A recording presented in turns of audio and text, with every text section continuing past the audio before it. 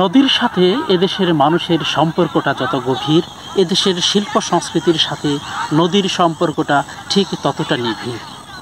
এমন একটা সময় ছিল যখন এই নদীকে কেন্দ্র করে গড়ে উঠেছিল বিভিন্ন গুরুত্বপূর্ণ জনপদ। এদেশের বিভিন্ন গুরুত্বপূর্ণ হাট বাজার গড়ে উঠেছিল এই নদীকে কেন্দ্র করে। কারণ এমন একটা সময় ছিল যখন আধুনিক সময়ের এই ইঞ্জিন চালিত বিভিন্ন পরিবহন ছিল না। আধুনিক ইঞ্জিন চালিত এই সমস্ত পরিবহন না থাকার কারণে সেই সময় এই নৌকা দিয়ে এক জায়গা থেকে অন্য জায়গায় বিভিন্ন পণ্য পরিবহন করা হতো। কেবল পণ্য নয়, মানুষজনও আসা যাওয়া করত নদীপথে এই ইঞ্জিন চালিত নৌকা দিয়ে। কালের পরিক্রমায় নদীর আইন যথাযথভাবে মান্য না করার কারণে, মানুষের অসচেতনতার কারণে এদেশের নদীগুলো আস্তে আস্তে ভরাট হতে থাকে। এমন একটা সময় আসলো যখন এদেশের নদীগুলো ভরাট হয়ে নদীগুলো পরিণত হয়ে গেল ফসলের মাঠে, পরিণত হয়ে গেল ধুধু বালুচরে। যখন ফসলের মাঠে রূপান্তরিত হতে যাচ্ছিল এদেশের নদীগুলো, গুরুত্বপূর্ণ নদীগুলো যখন ভরাট হয়ে যাচ্ছিল, ঠিক সেই সময় গত আওয়ামী লীগের সরকার একটা প্রকল্প হাতে নিয়েছিল এদেশের গুরুত্বপূর্ণ নদীগুলো খনন করার।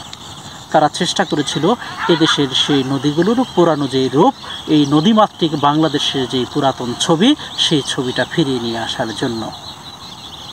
এই প্রকল্প হাতে নেওয়ার পরে বিভিন্ন গুরুত্বপূর্ণ নদী খনন করা হয়েছিল।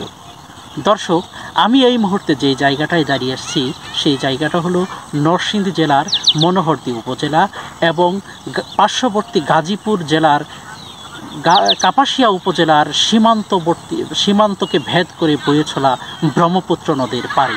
যেই নদীটাকে কেন্দ্র করেও গত সরকার প্রকল্প হাতে নিয়েছিল এবং এই নদী খনন করা হয়েছিল। কিন্তু মাত্র কয়েক বছর যাওয়ার পরপরই সেই নদী আবারও রূপান্তরিত হয়ে গেল ফসলের মাঠে। এই নদী আবারও রূপান্তরিত হয়ে যাচ্ছে ধুধু বালুচরে। ঠিক আমি এই মুহূর্তে যে জায়গাটায় দাঁড়িয়ে আছি, এর পিছনে আপনারা যদি লক্ষ্য করেন দেখবেন যে এই নদীটা প্রায় শুকিয়ে গেছে। এখানে আমি যেখান থেকে দাঁড়িয়ে আছি ঠিক ওই পারে, নদীর ওই পারটার দূরত্ব সর্বোচ্চ 20 থেকে 22 হাত হবে সর্বোচ্চ। নদী খনন করার পরে দেশের নদীর অবস্থা যদি এই হয়, তার মানে বোঝা গেল এই প্রকল্পে হয়তোবা ছিল কোনো প্রকার গাফলা, হয়তোবা ছিল কোনো শূন্যতা, অথবা অপরিকল্পিতভাবে খনন করা হয়েছিল এই নদীগুলো। নদী খনন করার পরেই শুধুমাত্র নদী ভরাট হয়ে গেল তাই না, এক শ্রেণীর অসাধু ব্যবসায়ীরা নদীর পাড়গুলোকে কেটে মাটি খেকুরা এখন এক বিচ্ছিরি পরিবেশ তৈরি করেছে। এই অবস্থায় বিভিন্ন গুরুত্বপূর্ণ সংবাদ মাধ্যমে সংবাদগুলো প্রচার করার পরেও বালু খেকুদের এই যে কার্যক্রম, বালু খেকুদের যেই অত্যাচার নির্যাতন, সেটা থেকে রেহাই পাচ্ছে না নদীর পাড়ের যারা কৃষক আছেন সেই কৃষকরা।